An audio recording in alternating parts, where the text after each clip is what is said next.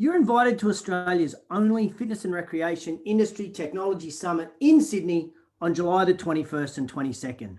This amazing summit will have 4 keynote presentations, 3 TED Talk style presentations, 2 panels and 2 90-minute workshops, so you'll walk away with some real actions.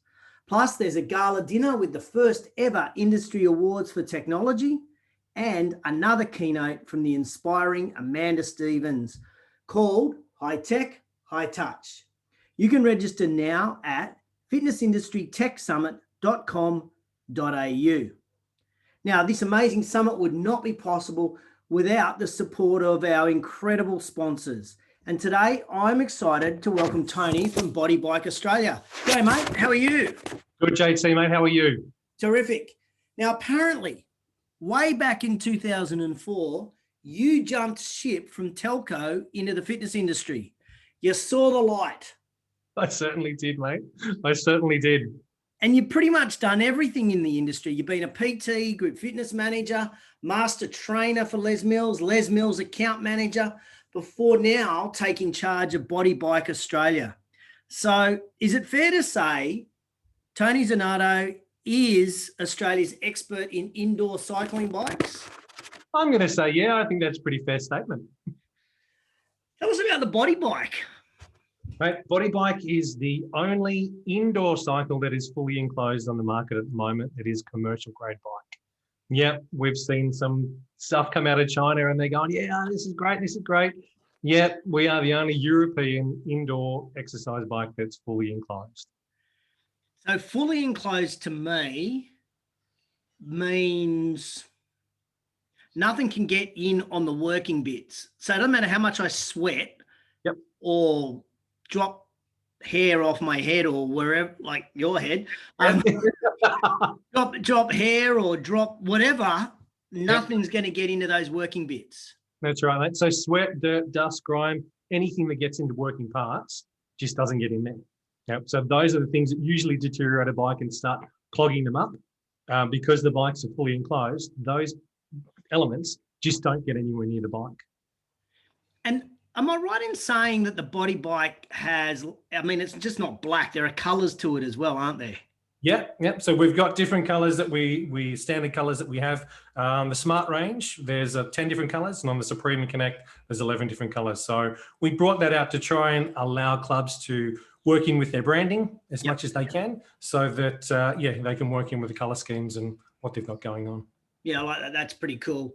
Okay, so we've got an enclosed bike. We've got one that matches our brand. What's another feature of the Body Bike that would get me across the line to put it into my club? Yeah, probably the fact that, well, the other 2 things I'd say would be the smoothest bike that there is at the moment, because it's belt driven. It's not chain driven. Oh, so okay. It's a belt driven ride. So do the belts break, or are they pretty No, it's the same belt that's being used in all European cars, the same fan belt that's in there.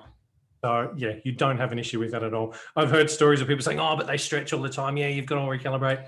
No, they don't stretch. They don't give. I think, in all honesty, I've seen one have to be replaced, and that was actually part of a bike that fell off the back of a truck. Everything on the inside went a bit crazy. Yeah, a home user didn't realise what was going on, started pedaling, and because it had moved, we fixed it. We sorted it out. But no, because of the belt, they are nice and smooth, as well as being fully enclosed. It's quiet. That's interesting. The noise. Okay. So I guess question without notice. Yep. What's the longest someone's had a bike in one of your customers' clubs for? Yep. So 12 years. 12 years. 12 years. Now, they've obviously had to get them serviced like anything else. Yeah. Ferrari needs a service. So like anything, that still needs to be a service. But these guys have had them for, and I won't say who they are because I don't want people going, oh, what? It's 12 years. They've had them serviced regularly. Keep going. Yes, there is some surface rust that happens after 12 years because of sweat and like anything else. And yes, they've had parts that need to be changed. But yeah, going on to 12 years. That's incredible. Because like, what would, outside of Body Bike, what's the average length of time that a unenclosed bike might last? what I'm hearing at the moment from people that are chatting to us is around that 5 to 6 year mark, they've got to start changing their bikes. And a lot of, I suppose, franchises that are out there, it's part of their contract. They've got to upgrade their equipment more frequently. So they're getting 4 to 5 years before they need to change them. But yeah, we're seeing at the moment, I'd say, which average between 9 to 12 years is when we're seeing customers go, oh yeah, hey, we've had these bikes for a long time now. Wow, look at how much it actually cost us over that time. Wow, that's next to nothing. Yeah, let's do this again. So you're almost getting double the length of time. Yep. Now you said they're European. Yeah, we do ourselves a disservice at the same time when you think about you do, don't you? Now you said they're European. Europe's obviously been smashed by COVID. Yep. What's kind of like if somebody was watching this and they said, oh, I wouldn't mind getting them and I want to put 40 into my club or 20 into my club, how quickly can you get bikes on the ground in Australia at the moment? At the moment, the shipping time is probably our longest delay, which I think is happening for everybody. Everybody, yeah. Manufacturing time of the bikes is usually only a couple of days. They can get them punched out really quickly. Now that they've got staff back on the ground in Denmark, because for over the last year or so, they've been limited staff, which they've actually had being able to come into the factory due to COVID. Now that that's been lifted, they're back on full steam again. A couple of days, and then we're seeing around 10 to 12 weeks sailing time or shipping time to get out here, which the last one, weirdly enough, was only 8 weeks, but the one before that, we saw 14 weeks. So yeah, that's just beyond our control. Yeah. But that's important for, I think, customers to know and to enable to budget and that sort of thing. Totally. Now I just thought of a question. You mentioned it before. You talked about the imitation bikes made in another country. Yep. How does somebody pick the difference between the original body bike and an imitation body bike? Yep. Perfect question. And I'm actually really glad you asked it. The main thing to look for is the body bike logo. If it doesn't have a body bike logo and it doesn't have a serial number, it's not body bike. Right. Yeah. From the untrained person looking at them next to each other, if you just glanced at them, you go, oh, that's a body bike. Until you actually get up to it and then you start seeing the workmanship, you can tell something that's not European made straight away. You can tell when you really look at a body bike and you look at the others, you're like, oh wow, yeah, okay, that's not, yeah. And what we're hearing, I spoke to someone just the other day who bought some thinking that she was buying a body bike. It's like, oh, I just got them a whole lot cheaper through your dealer direct. And we're like, yeah, I don't think you're able to do that. 3 weeks later, things were falling off them. Oh, wow. So there's a level of quality straight away that you see and just go, yeah, okay, no. Yeah.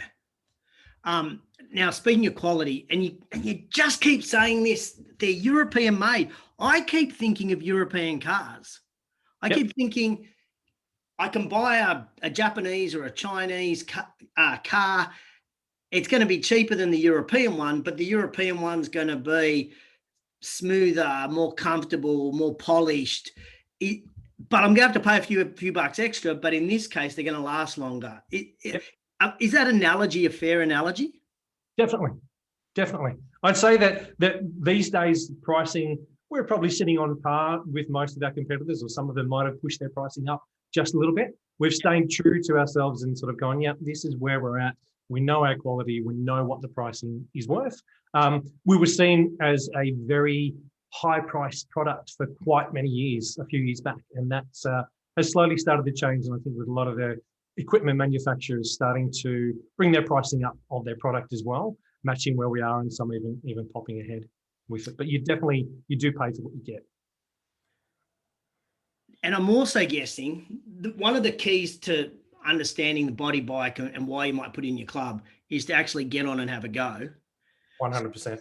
So at our little boutique trade show at the Tech Summit, will you have a bike that owners from around Australia can get on and have a good crack at?